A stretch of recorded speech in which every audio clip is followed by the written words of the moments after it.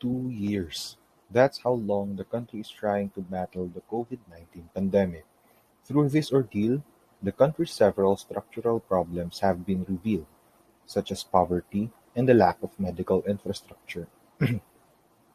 Yet perhaps one has been missing at the forefront of public consciousness, and that is compassion fatigue.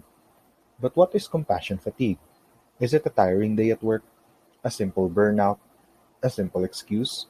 Many may not know, but compassion fatigue is a legitimate medical condition, sometimes known as a second-hand shock.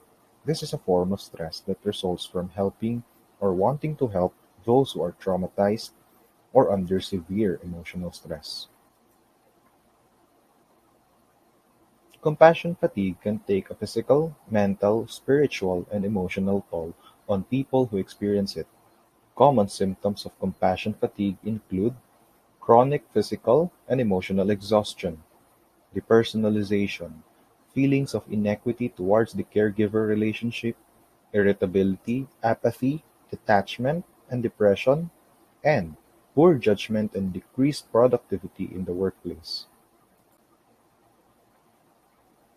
Compassion fatigue can affect a wide range of professions, and of course, in this pandemic, those who are truly affected are our medical frontliners.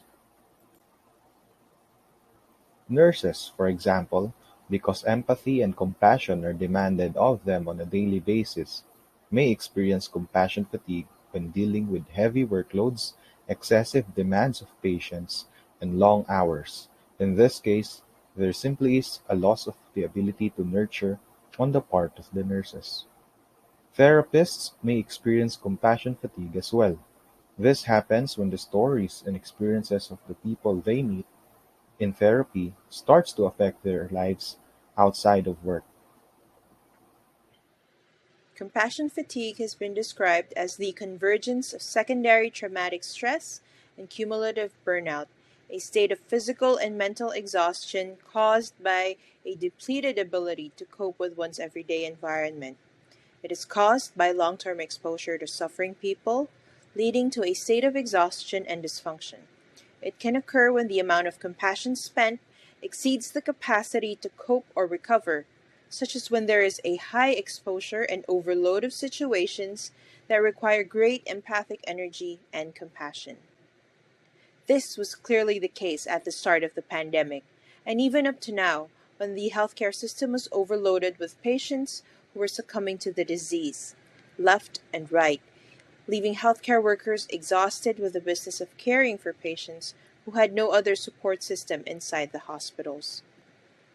They are called frontline healthcare workers precisely because not only do they face people who are physically ill, but also those who bring their own traumas to the forefront with them. They are left burdened with the emotional residue or strain of exposure from working with those suffering from the consequences of their own traumatic experience of the pandemic. Workers themselves experience the trauma of witnessing patients and even colleagues, family members, and loved ones expire from lack of resources, all the while still doing the most that they could for their patients. Poor social and institutional support, financial insecurity, such as having no insurance or hazard pay, and inadequate means for self care contribute to the inability to cope or recover in the midst of this global crisis. We believe there are three salient effects of compassion fatigue. Firstly, we believe it contributes to healthcare worker turnover rate, which worsens a pre-existing shortage within the workforce. Just last year, one association claimed that there was an estimated shortage of 23,000 nurses nationwide. A shortage in the workforce can be disastrous because shortages often make addressing certain diseases more difficult. Whilst the administration has voiced their confidence in being able to address the worker shortage, this is arguably not enough. As a point of comparison, last September, the Department of Health reported that the Philippines was short of 44,000 nurses due to the pandemic. The problem has arguably gotten worse. It has already been reported by multiple studies that burnout and compassion fatigue contribute to many nurses leaving the nursing profession. Furthermore, studies indicate that the most vulnerable victims of compassion fatigue and burnout are early career nurses, contributing to nearly 20% of nurses leaving in their first year, according to one study. Secondly, the quality of care healthcare workers provide often suffers as an indirect consequence of compassion fatigue. As a result of workers leaving, many remaining workers often have to deal with a heavier workload. Furthermore, workers are often left with resources that cannot meet patient demand.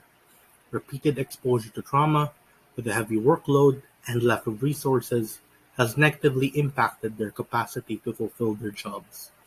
In order to cope, certain workers often choose to stay away from their job, a phenomenon known as absenteeism. Aside from this, compassion fatigue often leads to a depleted ability to cope with the demands of everyday tasks, such as a reduced ability to empathize with their patients.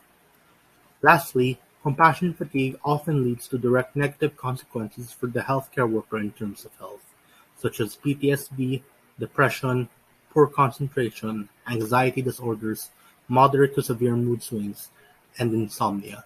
In the 2020 study conducted in the Philippines, 37.8% of 325 nurses were found to have dysfunctional levels of anxiety. Our group, composed of Nash, Arla, Lawrence, Zedrix, and myself, have put together a project proposal called Addressing Compassion Fatigue, or ACF. This is an endeavor we hope to submit to the Department of Health, the state agency, which shall serve as the main implementer. ACF, our special project, consists of three objectives.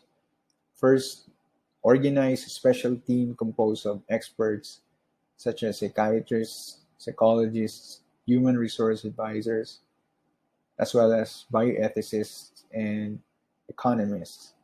Of course, we have to be there. A psychiatrist shall lead as project manager, directly reporting to an undersecretary within DOH. The diverse composition of the group reflects the various factors that cause compassion fatigue and the necessary steps in order to overcome it. More experts may be needed as More experts may be added as the need arises.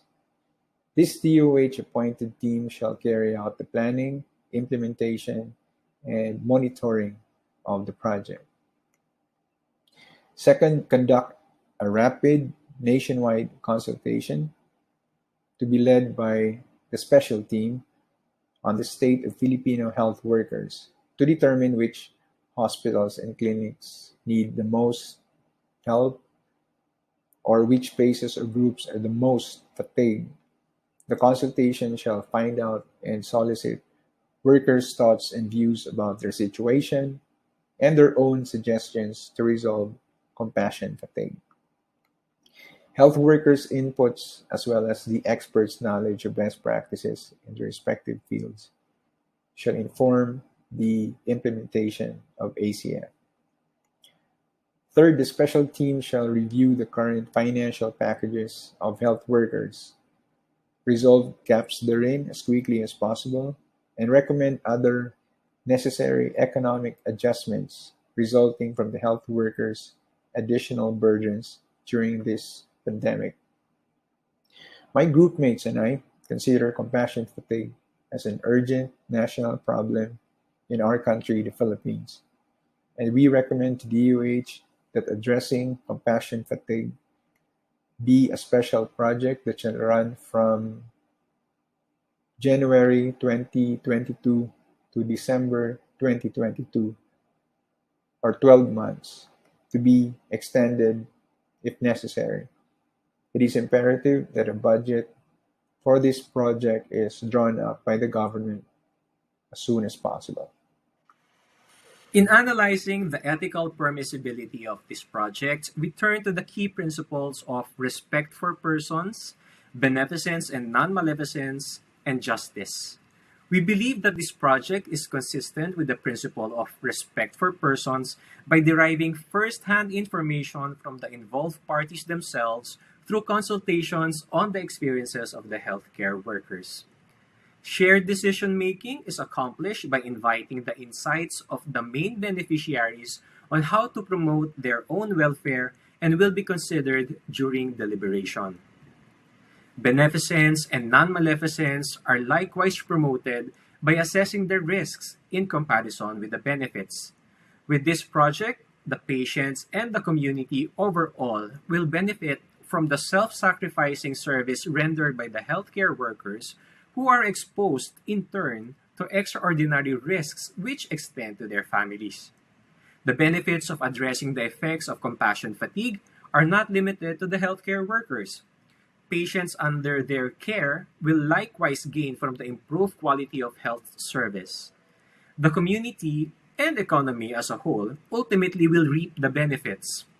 Further, since compassion fatigue is multifactorial in origin and management, a multidisciplinary team approach through the involvement of a team of experts from different fields which are relevant in the consultation and planning will be appropriate. Finally, we deem that this project is consistent with the principle of justice. The concerned parties have mutual responsibilities. Healthcare workers are responsible for the promotion of the community's health, and the community, in turn, has a responsibility to alleviate the former's silent suffering. They are placed in situations characterized by exceptional risks to their health and life. However, they remain financially undercompensated for taking the heavier burden during the pandemic. Budget should likewise be allotted to improve the well-being of the healthcare workers, and the focus should neither be solely on the patients nor on economic impact. Prioritizing health institutions or communities needing urgent assistance allows for efficient and just management of limited resources, which is consistent with distributive justice. Overall, we maintain that this special project on addressing compassion fatigue is logistically feasible and, more importantly, ethically sound.